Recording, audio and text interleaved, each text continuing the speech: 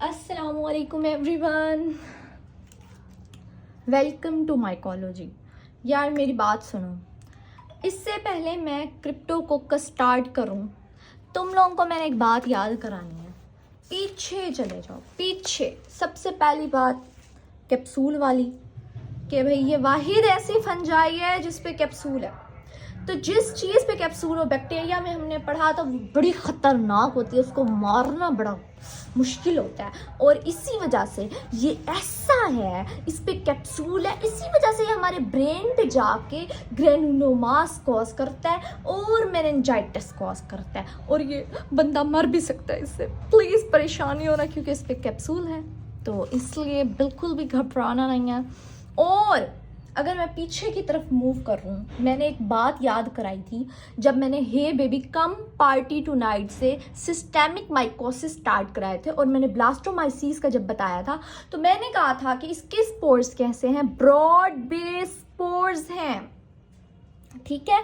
और मैंने वहीं पर एक लाइन पढ़ाई थी कि और ये क्या है जो हमारे पास क्रिप्टोकोकस है, नैरो बेस्ड बर्ड है। बिल्कुल ये डायग्राम गले से लगा लो। मैं तुम लोगों को भी मजे की चीज बताती हूँ क्रिप्टोकोकस को याद करने का। भाई जब इसका कैप्सूल का तुम लोगों को याद हो है ना, अगर ये कैप्सूल है क्रिप्टोकोकस नियोफॉर्मेंस, तो फिर तुम लोग कुछ भी कर सकते हो जिंदगी में। सबसे पहली बार मैं तुम लोगों को याद कराती हूँ, फोकस करो अपने सिस्टेमिक वाले पे, ठीक है। और मैं तुम लोग को बुक की लाइन से ही पढ़ा के बताती हूँ।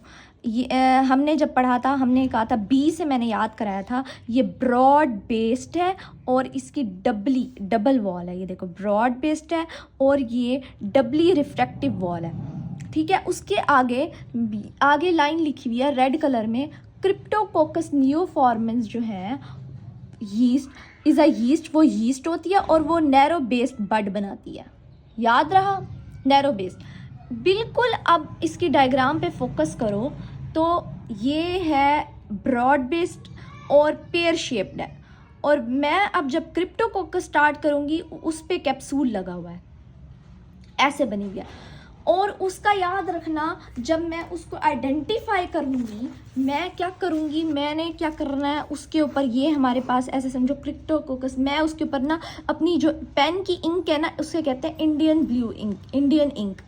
इंडियन इंक क्या होती है, जो हमारी पेन की इंक होती है ना, वही डाल दूंगी। और जब मैं वो डालूंगी, सारा बैकग्राउंड नीला नीला हो जाएगा और मुझे ये नज़र आना शुरू हो जाएगी, कैप्सूल में एक चीज़ नज़र आएगी, जैसे आर्ट नहीं बना होता नैरो शेप। तो मैं ये कहूँगी ये क्या है, क्रिप्टोकोकस नियोफॉर्मेंस है। नियोफॉर्मेंस याद रखना, इस बात को ना भूलना। ये एमसीक्यूज़ है और पास पेपर का शॉर्ट क्वेश्चन है, लैब डायग्नोसिस बताओ क्रिप्टोकोकस नियोफॉर्मेंस की। 2 लैब डायग्नोसिस मैंने कही है, एक कैंडिडा एल्बिगन्स की और एक क्रिप्टोकोकस की। ये शॉर्ट क्वेश्चन पास पेपर में आएंगे। अब जब तुम लोगों को ये याद होगा ना ब्लास्टोमाइसिस की बात, कि वो ब्रॉड बेस्ड थी और इसमें हम इंडियन इंक डालेंगे तो हमारा कैप्सूल नज़र आएगा और नैरो शेप नज़र आएगी। सिंपल इज़ दैट क्रिप्टोकोकस नियोफॉर्मेंस का। और दूसरी बात मैं तुम लोगों को पीछे से याद कराती हूँ, जब मैंने हिस्टोप्लाज्मा बताया था तो मैंने कहा था ये वाहिद है जहाँ कबूतर वगैरह होते हैं, बर्ड्स वगैरह की पॉटियाँ होती है ना, ये वहीं से फैलता है। सेम एग्जैक्ट क्रिप्टोकोकस का मैं बता रही हूँ। क्रिप्टोकोकस में क्या होगा, जहाँ क्रो से याद करो, क्रिप्टो है ना, क्रो से, क्रो जैसे पिजन, वहाँ पॉटियाँ पड़ी हुई हैं। जैसे मैंने आपको याद कराया था जो रजब भट्ट है, उसका जो दोस्त है इमाम डोगर है, डोगर साहब, तो वो भी कबूतर पालता है और वहाँ पॉटियाँ होती हैं, उसके ज़रिए उसको हिस्टोप्लाज्मा भी हो सकता है, क्रिप्टोकोकस भी हो सकता है। अल्लाह ना करे अगर उसे क्रिप्टोकोकस नियोफॉर्मेंस हो गया, कैप्सुलेटेड फंजाई अगर हो गई, तो होगा क्या उसके साथ, उससे मेनिंजाइटिस हो जाएगा, ठीक है। क्रिप्टोकोकस हुआ तो भाई हमने क्या किया, उसको क्या हो जाएगा, मेनिंजाइटिस हो जाएगा। अब तुम लोगों ने सिर्फ 2-3 बातें याद रखनी है। ये क्योंकि अपॉर्चुनिस्टिक है, ये एड्स में क्या कराता है, मेनिंजाइटिस कराता है, और ये सॉइल के थ्रू फैलता है। वहाँ पर पिजन्स की पॉटियाँ होती हैं, वहाँ बच्चे नंगे पाँव चलते हैं और वहीं के ज़रिए इनको, यीस्ट कैप्सुलेटेड है, नैरो बेस्ड है, और डायग्नोसिस इसकी इंपॉर्टेंट है। अच्छा, लैब डायग्नोसिस इसकी इंपॉर्टेंट है ना, बस इतनी सी बात याद रखो। क्लिनिकल फाइंडिंग्स में वो पागल कर देगा उसको जिसके अंदर ये हो गया। होगा वो एड्स में, क्योंकि हम अपॉर्चुनिस्टिक पढ़े। दूसरी बात, डायग्नोसिस में तुम लोग कहोगे जब हम ब्लू इंक डाल देंगे ना, जब वाइवा और ऑस्पी में इंडियन इंक का पूछा हुआ है और पास पेपर का MCQs भी है इंडियन इंक क्या होती है, तो आपने कहा ना हमने इंक डाली तो बैकग्राउंड सारा नीला हो जाएगा और हमें कैप्सूल में नैरो शेप जो है ना नज़र आना शुरू हो जाएगा स्पोर्स।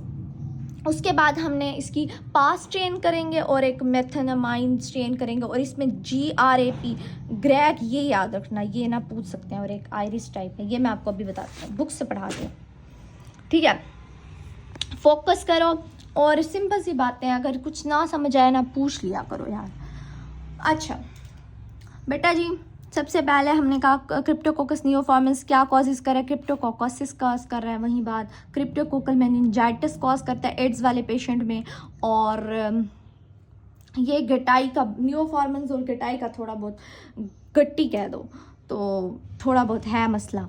अच्छा, इसका कैप्सूल कैसा है, पॉलीसेक्राइड का बना हुआ है, वही बेटा MCQs आ सकता है, पॉलीसेक्राइड का बना हुआ है इसका MCQ। ओवल बडिंग यीस्ट है और नैरो बेस्ड होती है, वही वाली लाइन रिपीट हुई है। ब्लास्टोमाइसिस की ब्रॉड बेस्ड होती है, B से मैंने याद कराया था ब्रॉड बेस्ड। उसके बाद आगे बेटा इंडियन इंक का बताया हुआ है, ये वाइवा और ऑस्पी में पूछ सकते हैं। ट्रांसमिशन मैंने इसका क्या क्या, क्रो से याद करो, क्रिप्टो तो पॉटियाँ वगैरह जहाँ होंगी वहीं पर होगा। अच्छा, अब ना एक और चीज़, जो नियोफॉर्मन्स है वहाँ पॉटियाँ वगैरह से होगा और हम उसको इनहेल करेंगे।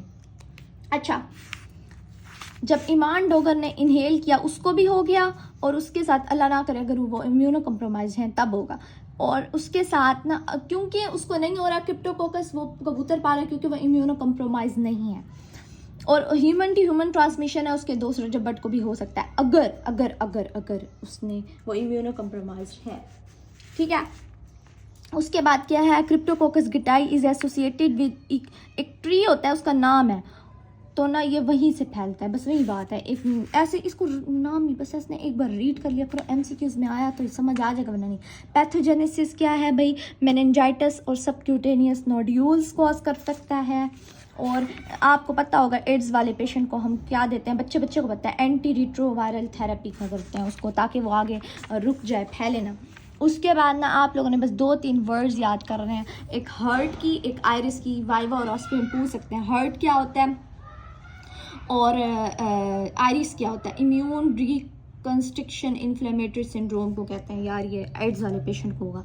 और यहाँ थोड़ा सा अगर आप फोकस करो ग्रीन वाले को, तो गटाई का MCQs लिखा हुआ है कि भाई ये क्रिप्टोकोमास ज़्यादा कॉज करता है, मतलब ग्रैनुलोमास ब्रेन में एज कम्पेयर टू नियोफॉर्मेंस के, इतनी सी बात। उसके बाद यही इंडियन इंक का लिखा हुआ है, पैस स्ट्रेन का, मेथेनामाइन, सिल्वर स्ट्रेन, म्यूसिकारमाइन का लिखा हुआ है, बस। उसके बाद मैंने आपको कहा था कि एगर जो हमारे पास सेबरोड एगर है उस पर तो हम करेंगे इसकी कॉलोनीज बनाएंगे, वो तो हर किसी में सेम है, सवाए कैंडिडा का, उसको हम क्रोम एगर पे करते हैं दोबारा उसकी स्पीशी को आइडेंटिफाई करने के।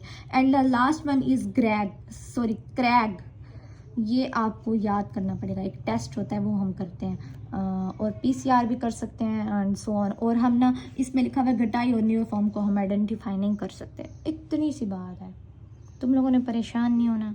आगे हमारा एस्परजिलस है, म्यूकर है, राइजोपस है, राइजोपस का भी आपने ये देख लेना है, यीस्ट बेस्ड है, प्रोटोजोन है और अनक्लासिफाइड ऑर्गेनिज्म है, ये MCQs आ सकता है, ठीक है, ये भी MCQs है। और ये न्यूमोसिस्टिक्स कॉज कराता है, रैट स्पीशी, और इनहेल करेंगे, इम्यूनो कम्प्रोमाइज एड्स वाले पेशेंट को होगा, नमूनिया कॉज कराएगा, नाम से याद है, न्यूमोसिस्टिक नमूनिया कॉज कराएगा। सिंपल सी बातें हैं, कुछ परेशान होने वाली बातें नहीं है, एज MCQs याद कर रहे हैं इसको। मगर आप लोगों ने लैब डायग्नोसिस जो है ना इसकी, इंडियन इंक को याद रखना है और पैस चेन को याद रखना है और क्रैग को भी, तो आप लोग लैब डायग्नोसिस लिख सकते हो। ओके, अगर मुझसे कोई गलती या फिर मैंने कुछ गलत या कुछ छोड़ दिया तो आप कमेंट सेक्शन में बता सकते हो।